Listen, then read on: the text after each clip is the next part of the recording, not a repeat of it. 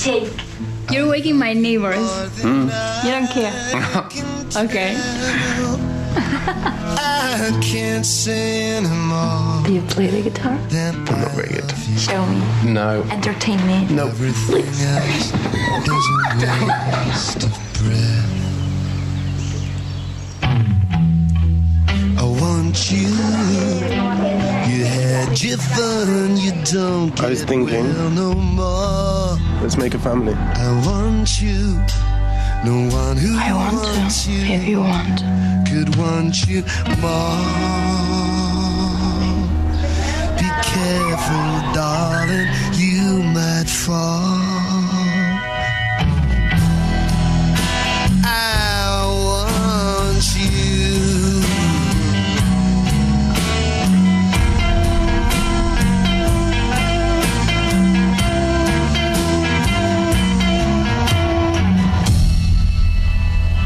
For everything I've ever wanted. I want you.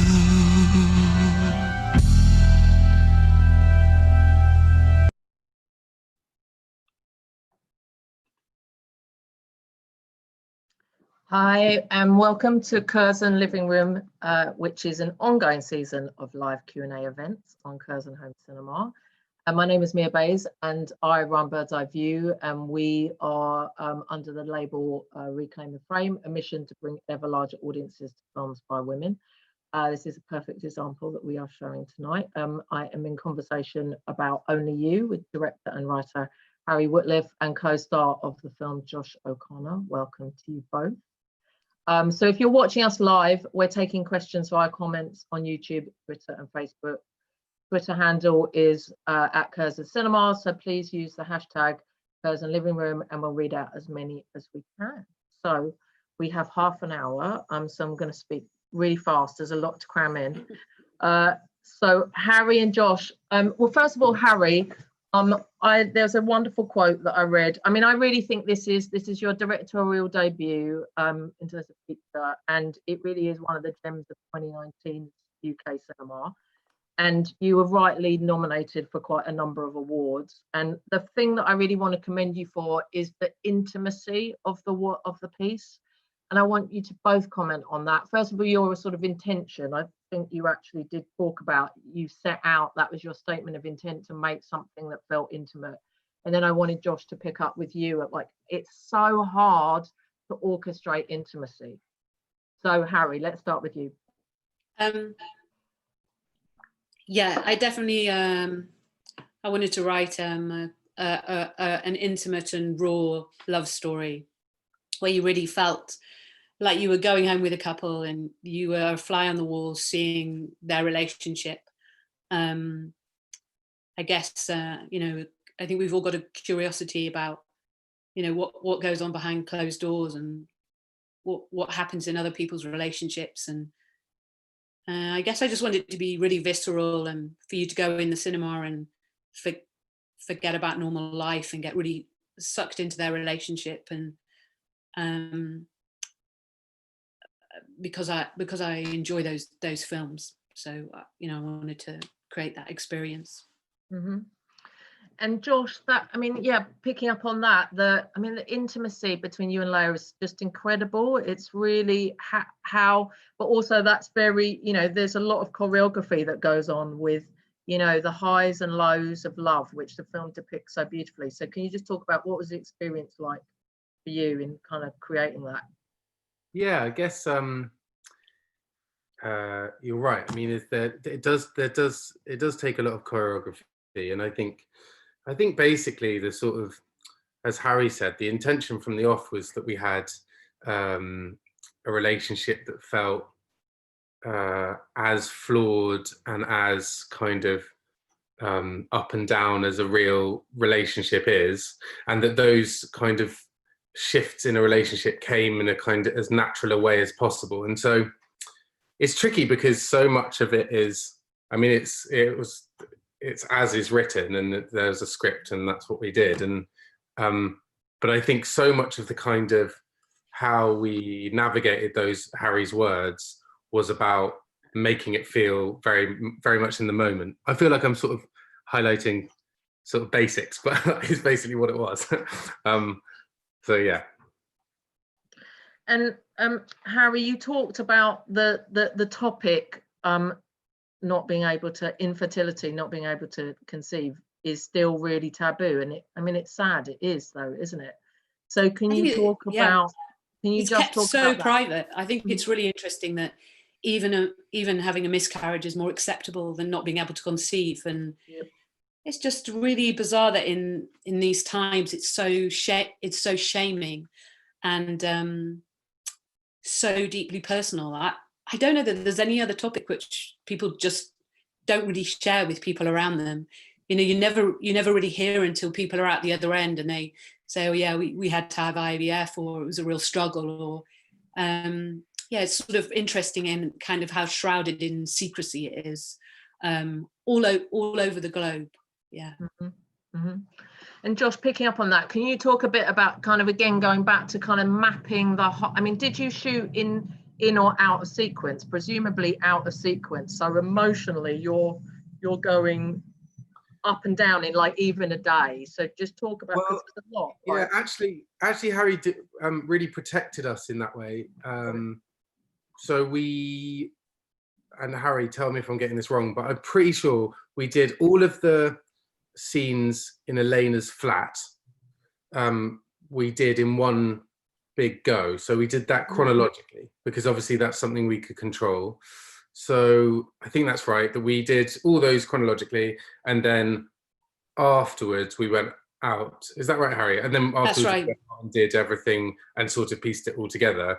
And I think that really helped. I guess, you know, it's, as you say, it's sort of, it's so hard actually to kind of, you know, more often than not, as you mentioned, is you don't have that privilege. But I guess it does, I mean, it does make a difference. You know, I know it's really difficult, but I think it was kind of pivotal actually to creating this feeling like we'd gone through all this stuff. And actually later on, then, you know, doing the scenes like when Elena and Jake meet again at the cafe after their big break, you know, all that is significant, not just for Elena and Jake, but for myself and Laia, because we had the 2 weeks of intense filmmaking in this tiny flat. So yeah, I think we were very lucky in that sense. Yeah, because I think it was capturing that bubble that you're in at the beginning, where you don't want to see anyone and you just want to be together and get to know each other, and you're in this kind of haven and you don't want to leave the house. And then once you've got something tough to go through, you're also not talking to people, you're not seeing people, you're stuck together, you're forced together, and it's very claustrophobic. So I think that worked really well, because the first week we were happy to be there. Second week we were, you know, it's tough to be in a small space and keep shooting and be doing, you know, very emotional scenes. We've got a question, Simone from London, to both of you actually. I loved seeing my native Glasgow in the film. Why did you set the story there? I never wanted to set the story in London. I was thinking of setting it in Leeds, because that's where I'm from. And then our funding was Scottish money, so I could pick, you know, as where I wanted to shoot. And I've been to Glasgow and I loved it. So I said I wanted to shoot there, and it was a pleasure. I mean, it's an amazing city. And I also wanted to make sure it was a really ungeneric version of Glasgow. And we shot in a really small vicinity of the city as well, which was great.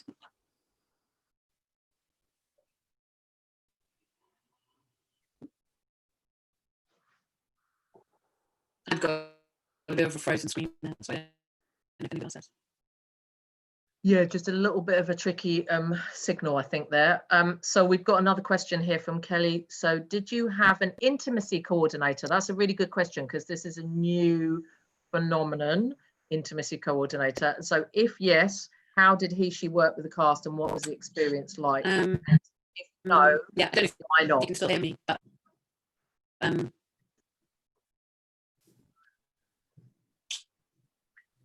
Actually, Harry, your signal's going. So maybe Josh, why don't you pick that up? I Yeah, can a take bit over of- the signals.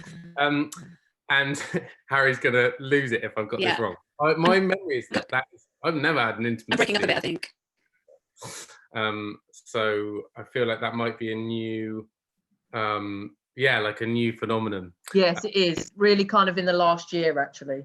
Right. I mean, I can see that it's obvious for obvious reasons. It's probably a really brilliant thing, an obvious thing to have.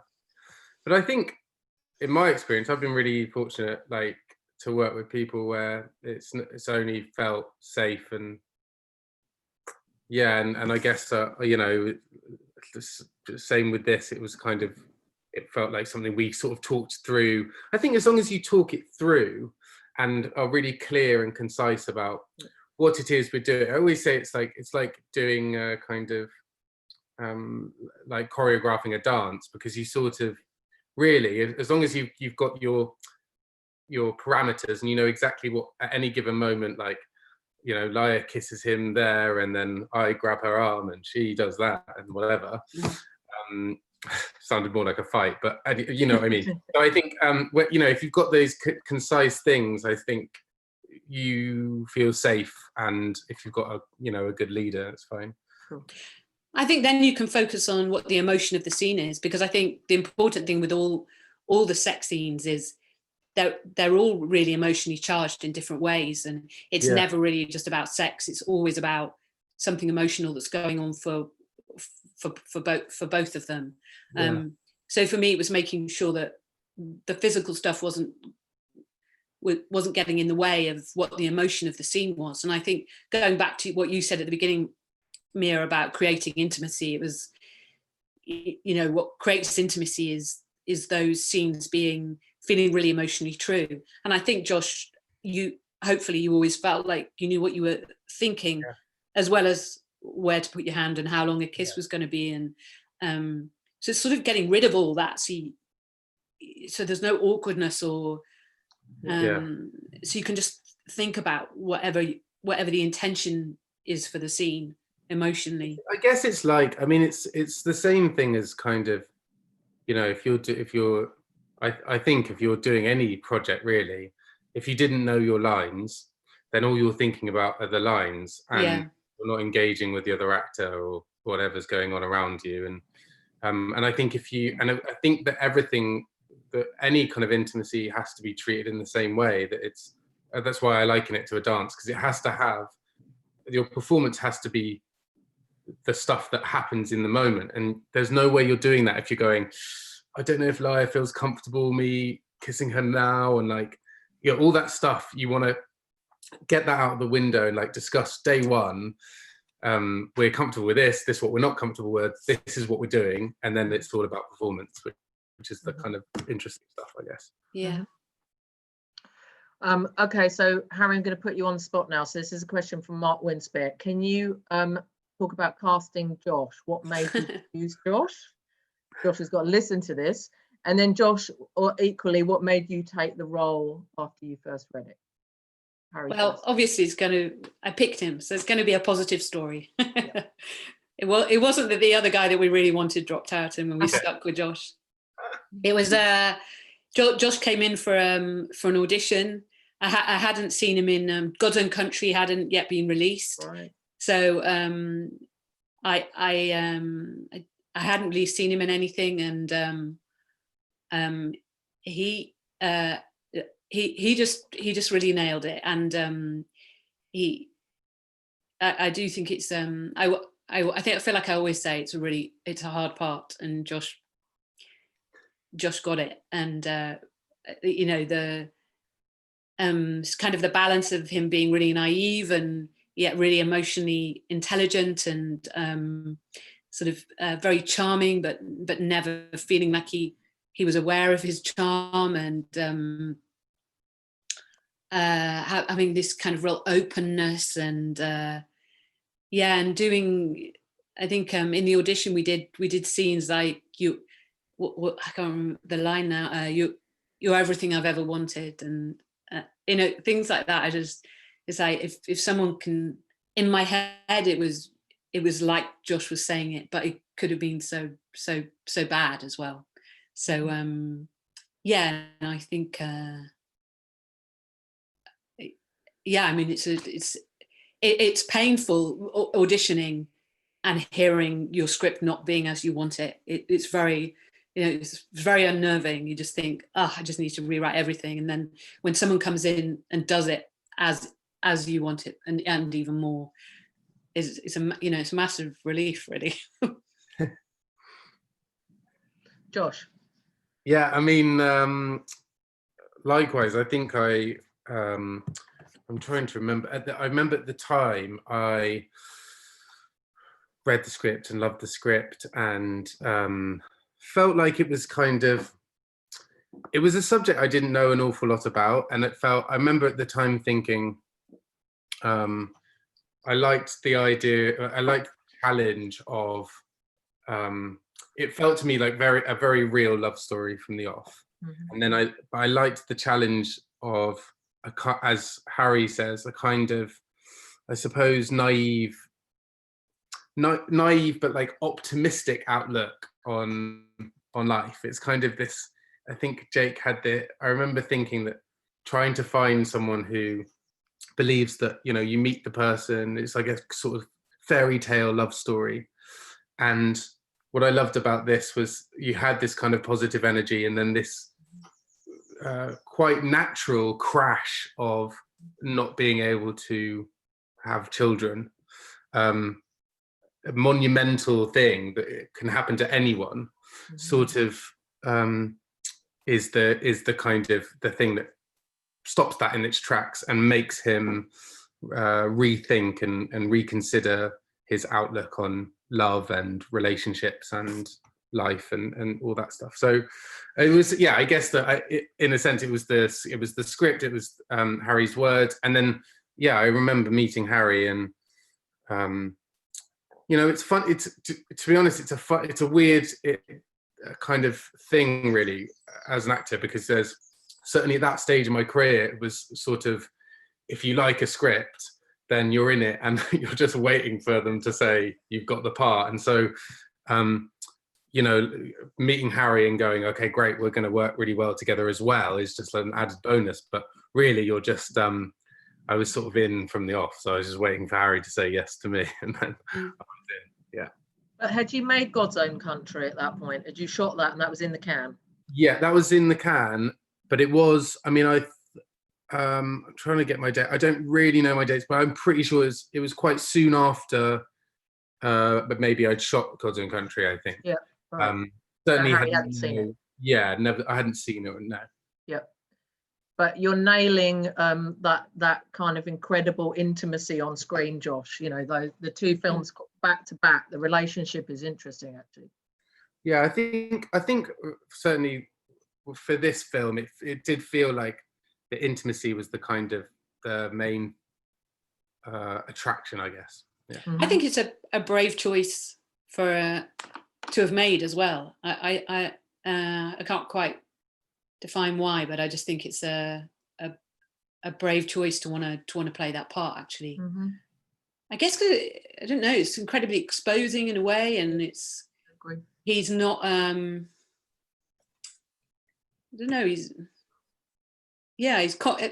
complex, and yeah, I think it's a great. But in some ways, it's such a weird dynamic, that, because actually, I mean, it does seem brave, but in the moment, it really doesn't, because I guess, it's sort of the envy of that. Every actor really wants to play those parts that are challenging and are, it's scary when you take a step back and think, God, you could get that so wrong. And as Harry said, I suppose the balance, just as with Liar, that's a terrifying part. she's not here, so we can say it. She's incredible in that role, and often I think is underestimated how hard that role is. But I think it's only when you take a step back and you go, that was quite scary. At the time, it felt like the right thing, There's another question, Jen from Brighton. My boyfriend is 10 years younger than me, and I loved Only You because of how Eleanor is a bit older than Jake. Why do you never see this in films? A woman with a younger lover. So yeah, why did you choose to do that, Harry? What were you making a point? Making my point that older women are where it's at. I think it was. I always conceived them as she was older and he was younger. There was always a pressure to make him to make the gap smaller. You know, why don't we make it like 6 years? You know, acceptable. It's like, well, then it's not. You know, it's not. There is no point. It's sort of not an issue. I think. I just wanted to make them, you know, very specific and different, and those were the characters I had in my head, and also I really didn't want her to be a kind of Bridget Jones, Right. hitting 40, desperate for a child. You know, I wanted to turn cliches on their head. You know, there are a lot of young men. It's not the young men going, I don't want children, and the women going, I'm desperate, you know, you've got to have a baby. I like it that he's the one that pushes it, and she wants a baby because she's fallen in love with him. It's not, She didn't want a baby before that. I love it that, you know, he doesn't, it's not that she gets pregnant and then he can't handle the pressure and he wants to run away. So I guess I was just keen on turning cliches on their head, and never falling into the trap of, you know, she's 36, 37, you know, she's sexy. It was important that she was that was a really sexy film in a way, because I think infertility implies a lack of. There's always a sense that if you can make a baby, you've got an amazing sexual chemistry, and if you can't, there's something going wrong. And so I love it that they have this. The couple have a sexual chemistry, but no baby. So I guess just always keen to turn cliches on their heads. Yep. Josh, anything to add on that? Yeah, I think the age thing was actually vitally important, because I think I remember conversations I had with Harry and Laia where we discussed how at different stages in the relationship between Jake and Elena, the age gap as an issue is sort of falls on Elena sometimes and sometimes Jake. It's like at first Jake's all kind of, what is age? Like, who cares? And then it's sort of Elena's thing. But then I think there's the sort of the second act, it's very much Jake's problem, because he's sort of stuck with the idea that, I think there's the kind of, I guess there's the self-doubt, and there's the doubt on your partner about why can't you have children at this stage. And so it's just another aspect as to why that relationship sort of flits between kind of good and bad, basically. Question from Selena Kelly. What were your influences? Actually, I think this is good for both of you, actually. What were your influences? They particularly, Selena mentions Lorca's Yerma, comes to mind, particularly. That's interesting. Revival. Was that consciously or unconsciously, Harry? I thought about Yerma in that it's, I was really keen to always point out that this wasn't a first world problem. You know, it's not. There's a sort of perception of spoiled middle class couple want a baby, and so they have IVF, and it's not. It's just much more profound than that, and that play is very profound. So obviously it had come into my head, but it wasn't sort of I guess not inspiration as such, but I sort of thought quite a lot about like Cassavetes' Woman Under the Influence, and Maurice Peeler, and and having it very something that was kind of loose and felt almost improvised, but wasn't improvised, So I'm passionate, and I guess, explosive and not particularly British, maybe in some ways. Can see that. Josh, what were your influences? I mean, or do you have any? Does that sometimes not help as an actor to watch? I think often it doesn't help, but I definitely, there are a couple of moments that I remember watching and rewatching in the lead up, and whether that was like conscious decision or not, it probably was. I'm probably just trying to copy a couple of actors. But there was a really beautiful moment in I'm trying to remember is it Lovers on the Bridge? Lovers, the French film with Les Amants de Pont-Neuf. Yeah. And you know that when the two actors are going across the bridge and the fireworks are going, and it's this kind of like visceral sort of love scene, and it's like a dance, and they're sort of grabbing each other and tearing each other and throwing each other, and it's so like electric and feels so raw.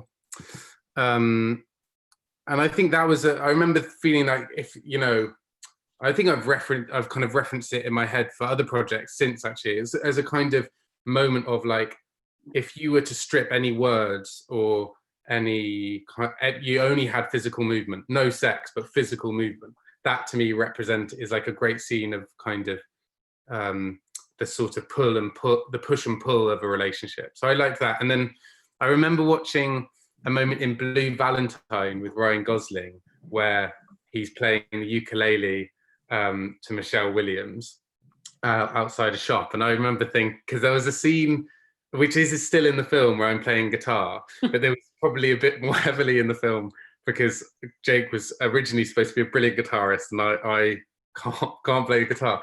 So I remember watching that thinking, I wish I could play it like Ryan Gosling, and then it would look really cool. But yeah, I guess they're sort of influences.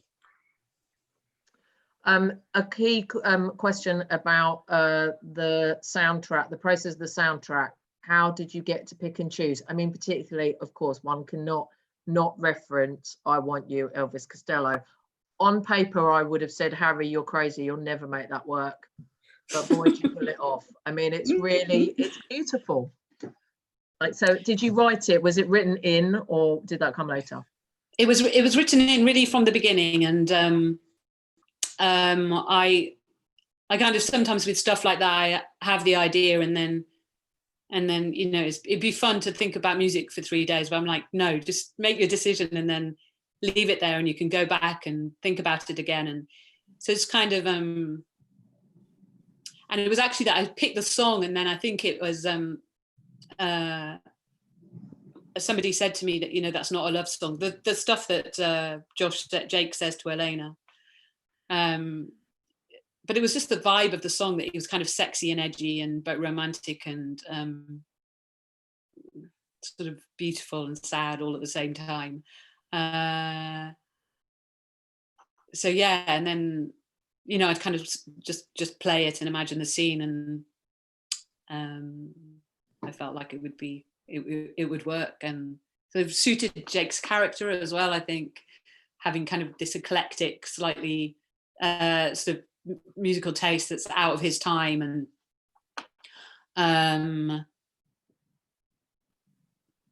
yeah, and I love the idea of then playing it again when he plays it later on in the film to try and kind of pull her back. And so it is a song that takes on different guises in a way and has different meaning, like the actual song itself.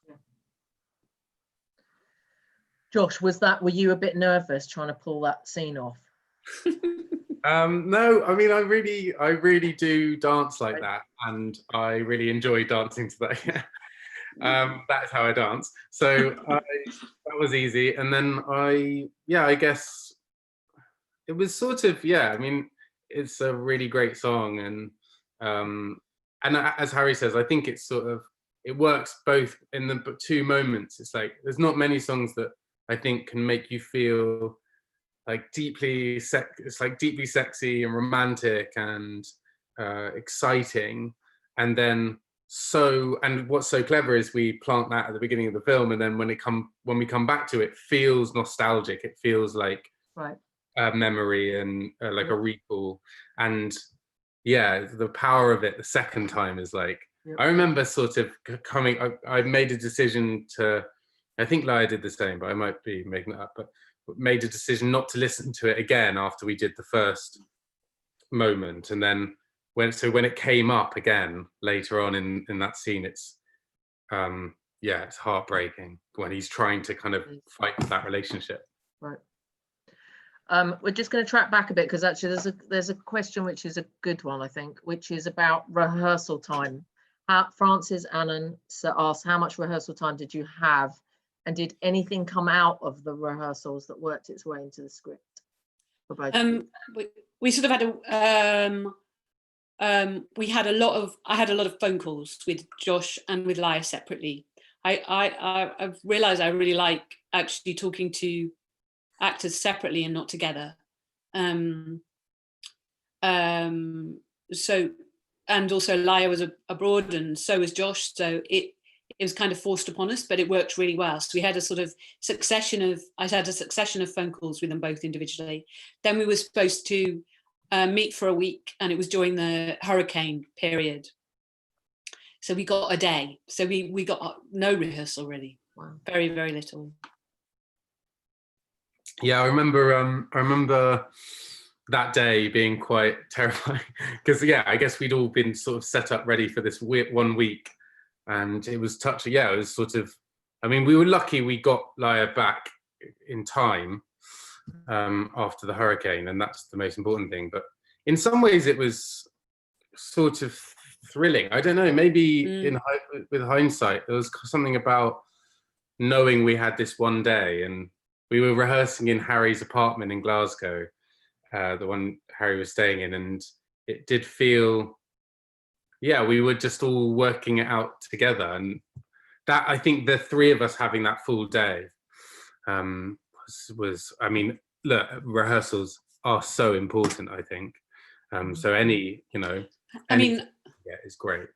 I think thank goodness really that we'd had so much discussion, because I think what was great is, you know, far as what was going on emotionally, or Josh and Laia understanding the lines, or or disagreeing with little things. I tweaked little bits in response to conversations we'd had.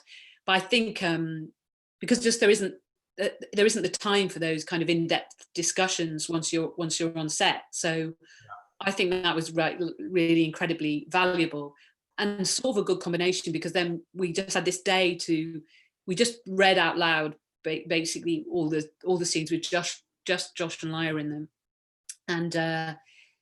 And so I don't know, it's sort of emotionally really clearly mapped out, but very fresh to sort of say the lines.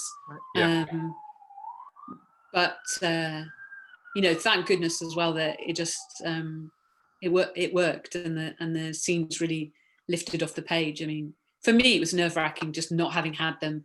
You know, it's not like we'd had some kind of audition process with them together or screen tested. Right. So, you know, just waiting, we were all waiting to see them both together. It was, you know, that was daunting. Well, you both work magic, and Laia too. Congratulations to all of you. Actually, before we wrap, just Harry, what next? You're working on another feature, I believe. Yeah, I'm working on a feature with Ruth Wilson and Tom Burke. We were 7 days into the shoot before lockdown, so we will resume shooting. Wow. Okay. Yeah. Good luck with that. Thank you. Thank you, Mia. Wait to see what you do next. Harry. Thank you. Nice to see you, Josh. Josh, what next for you? When can we see you next? I'm going into a film that we're supposed to be shooting now, but we're feeling quite positive about moving forward. So we'll start filming again as soon as we can. And initially I was planning on doing Romeo and Juliet at the National Theatre, but obviously theatres are perhaps off the cards, but we are working on something like an alternative to that at the moment. So we'll have that to look forward to as well. Right. Well, can't wait to see what both of you do next. It's lovely talking to you. So thank you to our guests tonight, to Harry Wootliff and Josh O'Connor. And Only You is available now to stream on Curzon Home Cinema. If you enjoyed the film, please tell everyone. Please tell everyone about this event as well. You can watch it as a record as well. So upcoming next week in the Curzon Living Room on Monday, the 1st of June, there is director Dominic Mole talking about his new movie, Only the Animals. Also joining is the star Dennis Menashe, who's amazing. My God, I love that actor. And on Monday, the 8th of June, Atta Magoyan and star David Thewlis will be in conversation about new movie Guest of Honor. So not too shabby in terms of Curzon's upcoming lineup. And also Bird's Eye View and Reclaim the Frame, we are doing a whole big amount of work around Women Make Film, which is Mark Curzon's completely groundbreaking series. And hopefully we will be inviting Harry to talk about that imminently. That's on BFI Player. And so yeah, follow Bird's Eye View if you're interested in all the films that we plug. So thank you and goodbye. Thank you. Thanks, guys.